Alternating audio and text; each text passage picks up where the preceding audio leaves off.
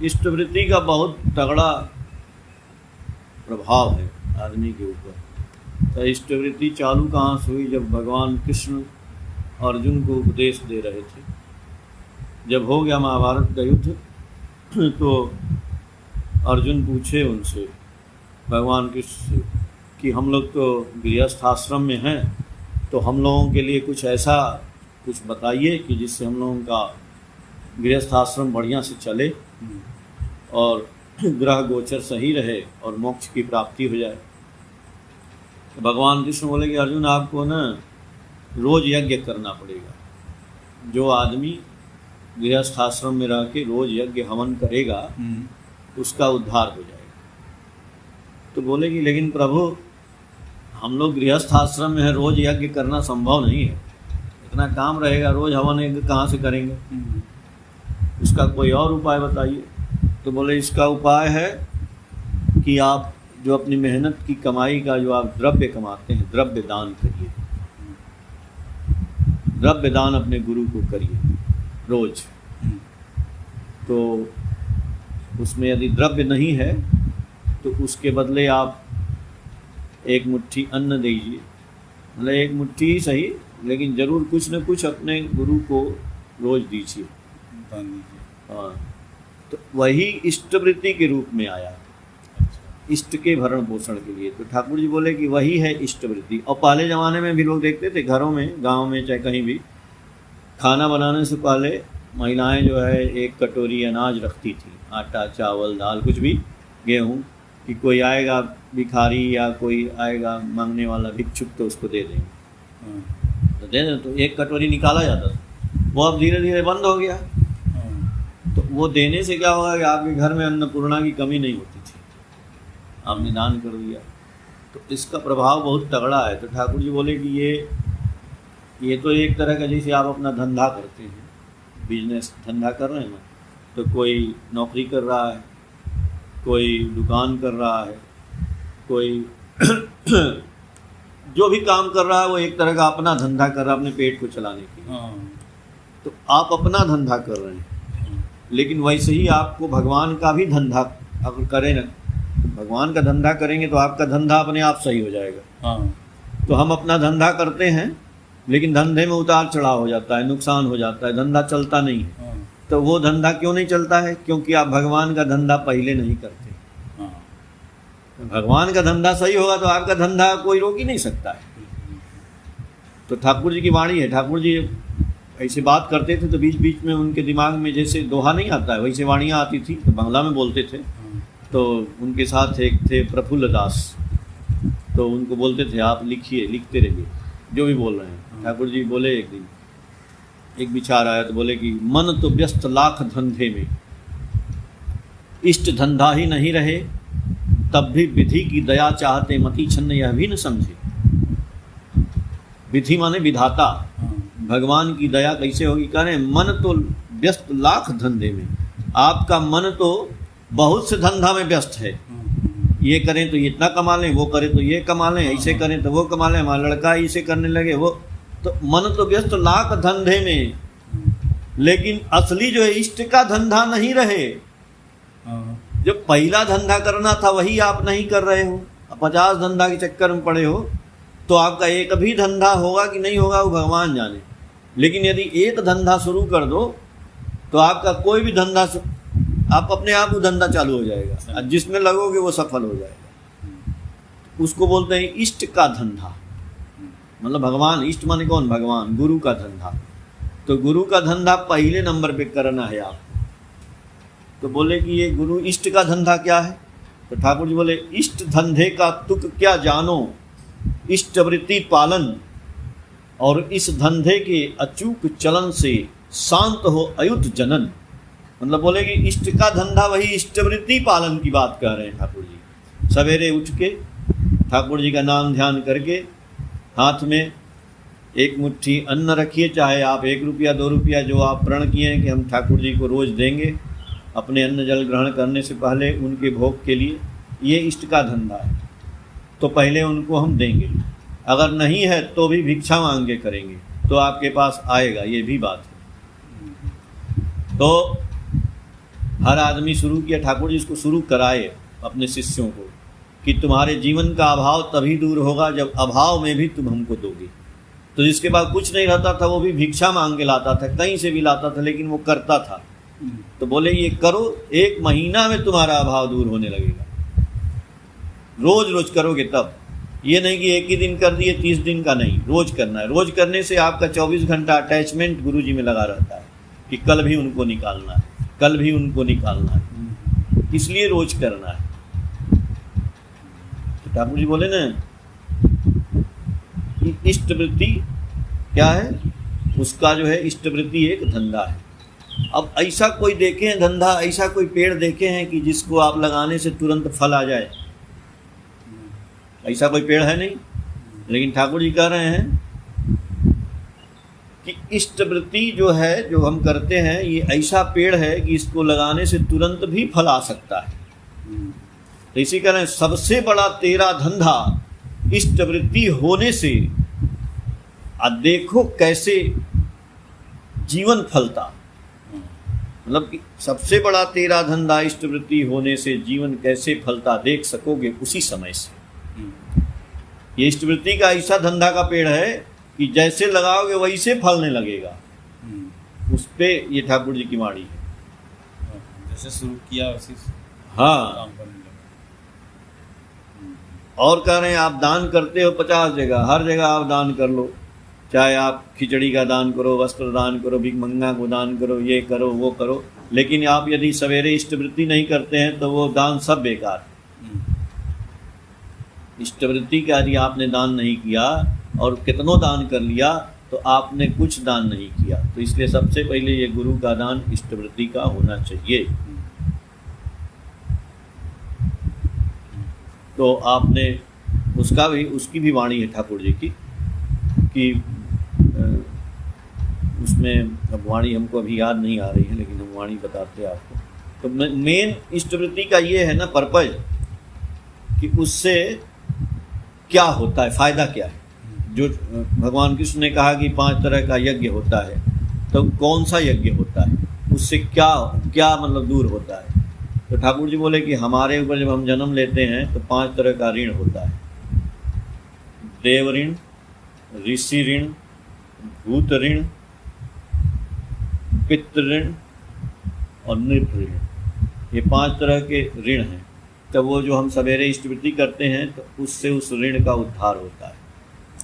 हाँ, ऋषि ऋण, देव ऋण, नृप ऋण और भूत मतलब, तो इसलिए कह रहे हैं कि हमको रोज रोज क्या करना है कि जो हमारे ऋषि जो बोले हैं वो काम करना है, हमारे देवता लोग बोले हैं वो काम करना है, हमें अपने पितरों को रोज खिलाना है, हमें अपने अतिथि का संस्कार करना है, हमें अपने भूत मतलब क्या होता है, ये जानवर है, पेड़ है, पौधा है, चिड़िया है, इसको भी रोज खाना खिलाना है। तो ये संस्कार में आते हैं।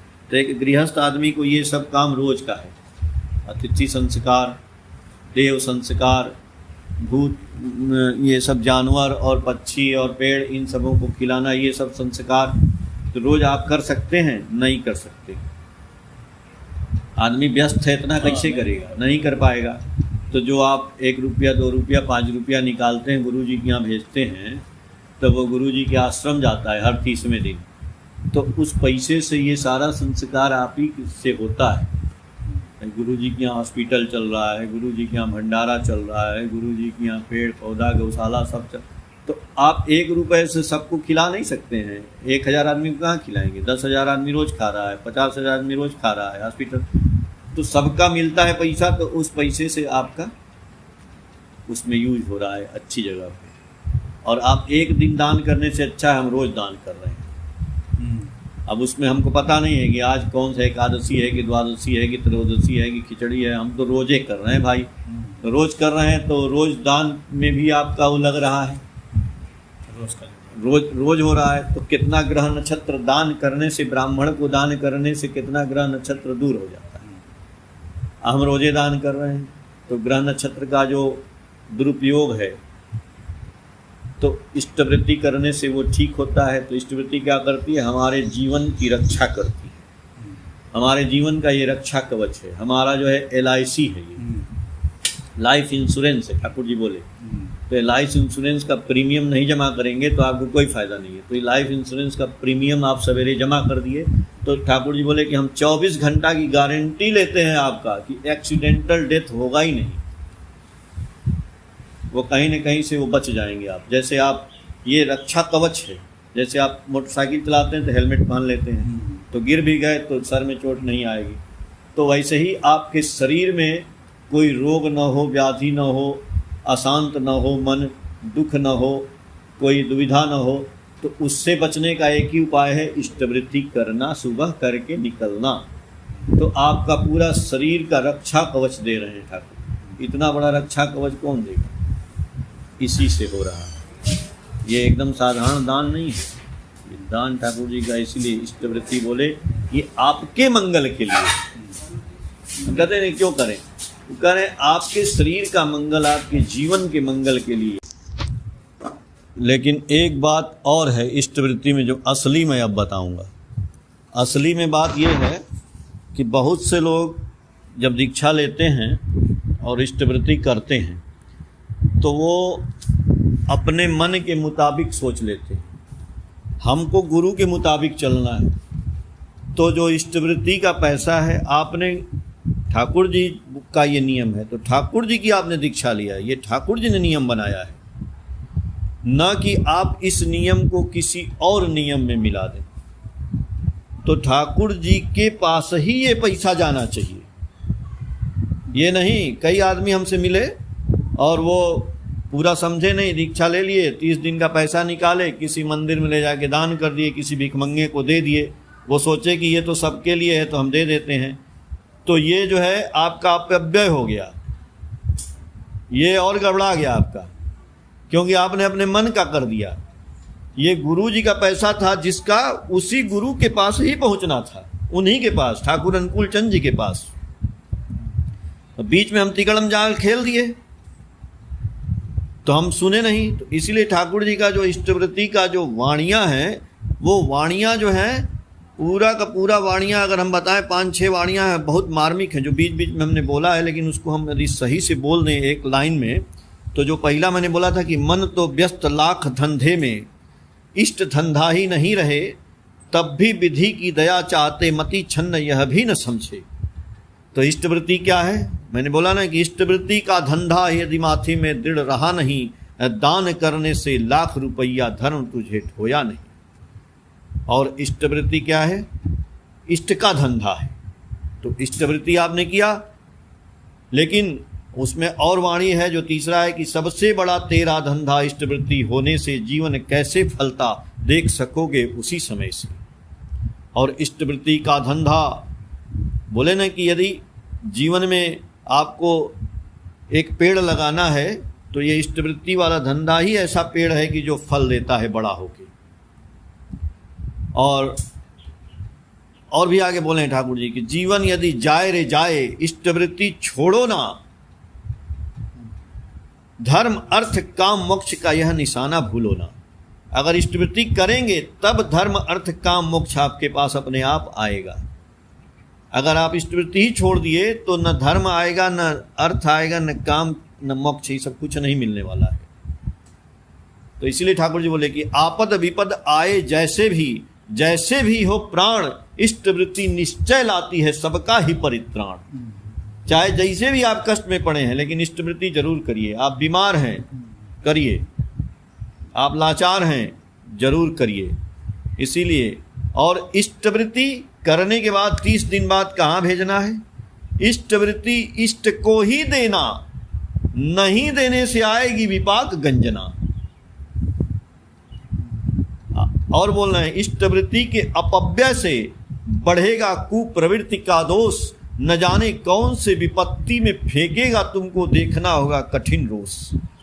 ये इष्टवृत्ति का पैसा है, इसको खजाना की तरह से संभाल के रखना है। ये नहीं कि कोई चोरी कर ले तो हम लाके उसी में डाल देंगे, दे देंगे, नहीं। ये भगवान का पैसा है, इसको बहुत संभाल के रखना भी है कि 30 दिन बाद उसको भेजना है हमको।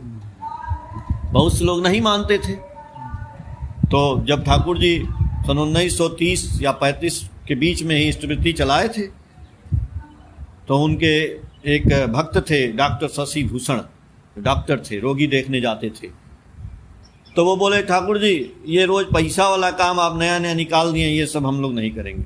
ठाकुर जी बोले ये पैसा वाला काम नहीं है, ये इष्टवृत्ति करने से आपके जीवन की रक्षा होगी। आपके गुरु जहाँ भी आप पुकारेंगे वहाँ गुरु जाके आपकी सहायता करेंगे, आपके जीवन की रक्षा करते चल रहे हैं। तो बोले नहीं हम नहीं मानते हैं। तो वो नहीं माने, वो नहीं करते थे। एक दिन जा रहे थे, रास्ते में बड़ा तगड़ा जो है आंधी तूफान भयंकर आ गया। किसी पेशेंट को देखने जा रहे थे, अंधेरा हो गया, एक पेड़ के नीचे खड़े हैं, बारिश हो रही है। अब वो चिल्ला रहे हैं, याद कर रहे हैं, अरे ठाकुर कहीं से कोई छाता होता आ जाता, कैसे बच जाते हम। अभी इतना बोल ही नहीं कि देख रहे हैं एक आदमी छाता लालटेन लेके चला आ रहा है। बड़ा आश्चर्य हुआ उनको कि अरे इतना तूफान में कौन आ गया। और वो आदमी आके कहता है कि चलिए डॉक्टर बाबू, लेके उनको गया और उनके घर तक छोड़ आया। अब वो घर में जाके अपना सामान रखे, फिर बाहर आते हैं, अरे वो आदमी कहाँ गया भाई, भीग रहा होगा। बाहर आते हैं तो कोई नहीं था। फिर वो चले गए। सवेरे जब ठाकुर जी के पास पहुँचते हैं, जाके प्रणाम करते हैं, जैसे गर्दन उठाते हैं, ठाकुर जी बोलते हैं कि आदमी कहता है ना डॉक्टर कि हम इष्टवृत्ति नहीं देंगे, ठाकुर जी नया काम चालू कर दिए, लेकिन जब विपत्ति में पड़ता है तो ठाकुर ठाकुर चिल्लाता है, तो ठाकुर उसको छाता और ललटेन लेके जाते हैं बचाने के लिए उसको। अब उनका होशो हवास उड़ गया कि ठाकुर जी ही उस समय आए थे बचाने के लिए। ये है इष्टवृत्ति का कमाल, और आज भी हो रहा है। आज ठाकुर जी सा शरीर नहीं है, मंत्र रूप में ठाकुर जी हैं। पानी दिखाई नहीं देता है, पानी जब भाप में हो जाता है तो नहीं दिखाई देता है, लेकिन पानी बरसता है तो दिखाई देता है। सॉलिड जब बर्फ बन जाता है तो दिखाई देता है। तो भगवान हर समय रहते हैं धरती पे, कभी शरीर रूप में है, कभी मंत्र रूप में है। तो मंत्र रूप में दिखाई थोड़े देंगे। आप उनको याद करिए और उनका इष्टवृत्ति करिए, आपके जीवन में कोई भी परेशानी होगी ठाकुर जी जरूर आते हैं। आज का वक्तव्य बस इतना ही। जय गुरु। जय गुरु। जय गुरु।